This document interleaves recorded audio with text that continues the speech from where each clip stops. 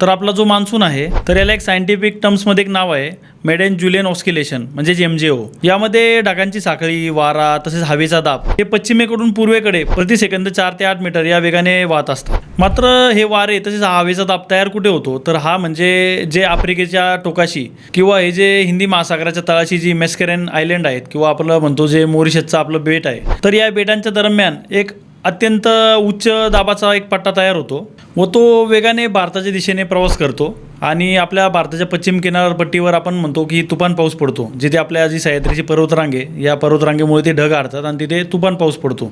ही साखळी गेले वर्षानुवर्ष चालू आहे. 1 जूनच्या आसपास केरळला तो मान्सून येऊन धडकतो व तिथून ते आपल्या मुंबई किंवा आपल्या महाराष्ट्रापर्यंत प्रवास करायला जवळपास या ढगांना 10 दिवस लागतात. मात्र तो प्रवास यावर्षी जवळपास या ढगांनी गेल्या 12 ते 18 तासांमध्ये जो प्रवास पार पाडला. मात्र या प्रवासाला आठवड्यांचा किंवा महिन्यांचाही वेळ लागायचा.